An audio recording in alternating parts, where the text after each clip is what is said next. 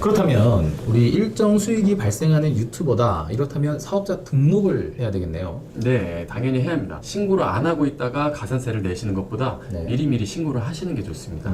그렇다면 유튜브를 전업이 아닌 부업으로 하는 경우라도 별도의 사업자 등록을 해야 합니까? 유튜버들은 사업자 등록을 하지 않고 하시는 분들도 많은데요. 소득이 점점 증가할수록 꼭 사업자 등록을 하시는 게 좋습니다. 왜냐하면 사업자 등록을 해야지만 비용도 많이 공제가 될 수 있고요. 더 장점이 많아질 겁니다.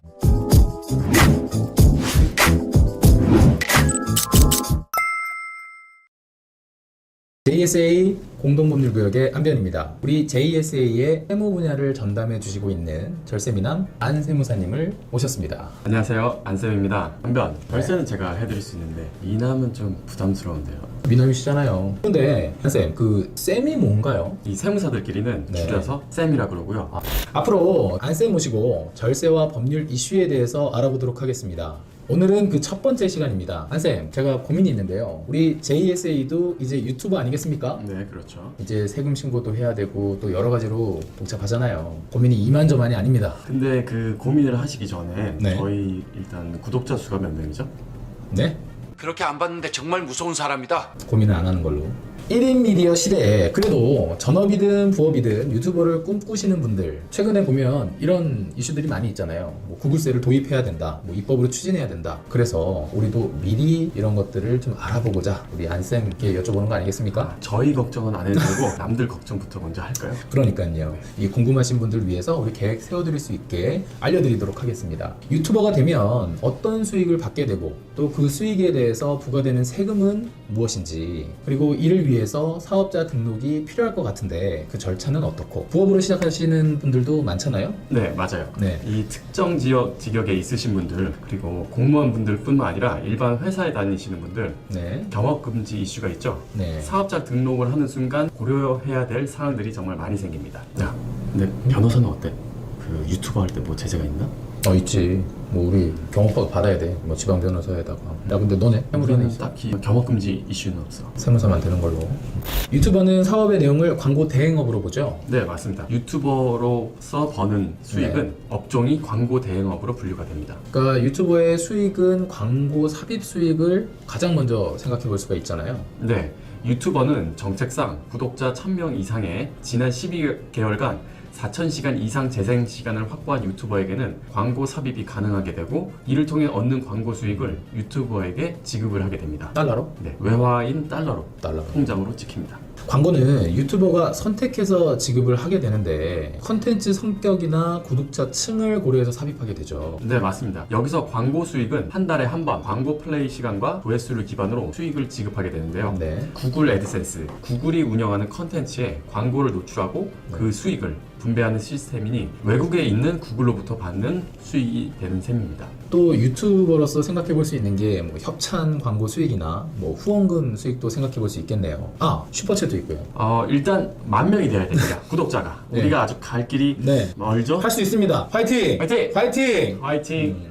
수익이 발생한다. 그럼 항상 따라오는 게 있죠. 세금입니다. 우선 종합소득세를 생각해 볼 수 있겠죠. 네, 그렇죠. 사업자 등록을 하든 간에 또 하지 않던 간에 계속적 반복적으로 하면은 세무상 사업소득으로 보게 됩니다. 예. 그렇기 때문에 꼭 5월 달에 종합소득세 신고를 하게 되고요. 예. 사업자 등록을 하신 분들은 부가가치세라는 것을 내게 되는데요. 부가가치세는 1월부터 6월까지의 거래는 다음 달 25일인 7월 25일까지 신고를 예. 하게 되고, 7월부터 12월까지의 거래는 네. 다음 달 1월 25일까지 신고해서 납부하는 세금이 됩니다. 그렇군요. 네, 그리고 간이과세자는 1월부터 12월까지 해서 1월 네. 25일 날 납부하게 되는 게 됩니다.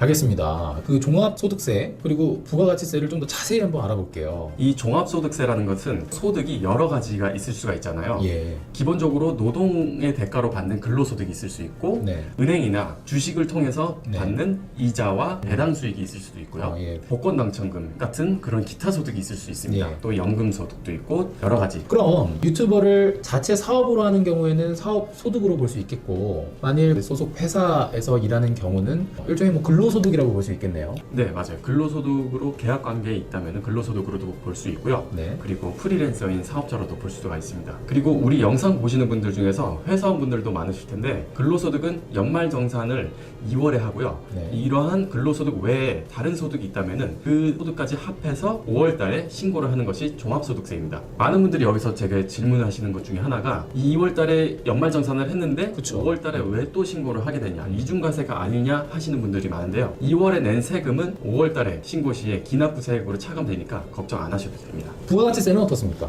부가가치세는 재화나 용역을 제공할 때 생성되는 부가가치, 즉 저희가 이제 창출하는 부가가치에 대해서 부과하는 세금이고요. 예. 최종 가격의 10%가 부가가치세로 붙습니다. 물론 근로소득이 아닌 사업소득에만 부과되는 것이라 근로소득자는 신경 쓰실 필요가 없고요. 그러니까 통상적으로는 그런데 유튜버는 구글에게 용역을 제공하고 그 대가를 외화로 받기 때문에 부가가치세법상 영세율을 적용받게 되죠. 맞습니다. 부가가치세법상 외화 혜택 제공 용역은 0%가 적용이 되기 때문에 납부하는 세액은 거의 없다고 보시면 됩니다. 영세율이 적용되더라도, 즉 납부할 세금이 없더라도 꼭 신고를 꼭 하셔야 됩니다. 네. 신고를 하지 않는 경우에는 영세율 가산세가 부과가 될 수도 있습니다.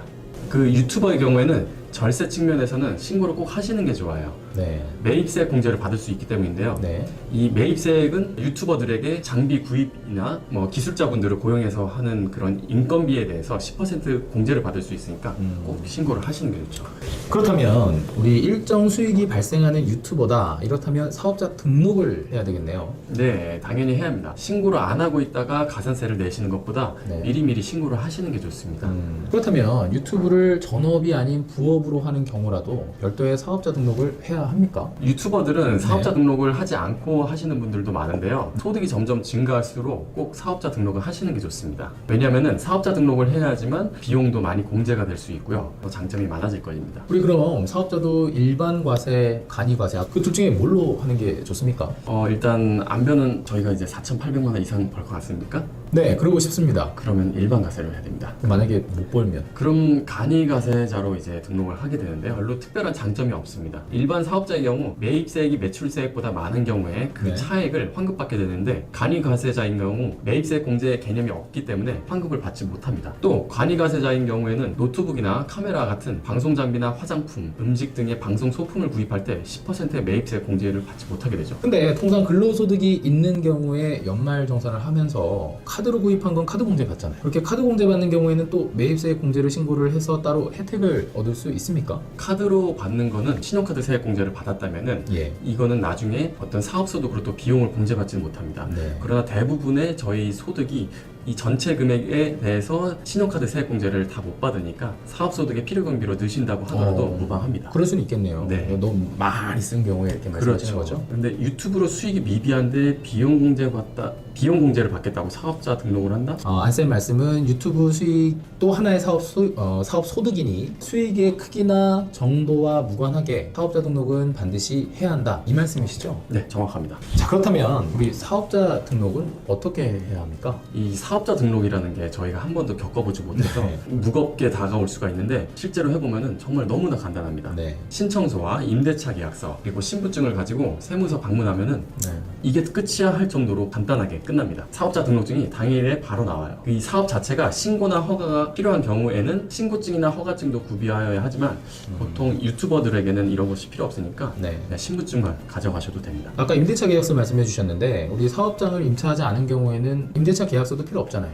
신분증만 가져가셔도 됩니다. 그러니까 사업장 주소지는 현재 살고 있는 주소지를 기재해도 무방합니다. 공인인증서가 있다면 인터넷으로도 가능해요. 국세청 홈페이지인 홈택스라는 곳이 있는데 각종 조회나 발급, 신고뿐만이 아니라 사업자 등록증이나 소득금액 증명서도 뽑을 수도 있고 네. 또 종합소득세나 부가가치세, 법인세 모든 신고들이 가능하고요. 자신의 소득이 얼마인지 볼 수 있도록 myNTS라는 탭에 들어가시면은 자신의 모든 소득을 볼 수도 있습니다. 알파고 같았어요. 알파 성인. 전 안파고입니다. 여러분, 저희 세금 좀 낼 수 있게 구독과 좋아요. 는 사랑입니다, 여러분. 카카오톡 오픈챗 JSA 공동법률 구역, 카카오톡 친구 추가도 가능합니다. JSA 114 많이 문의 남겨주세요.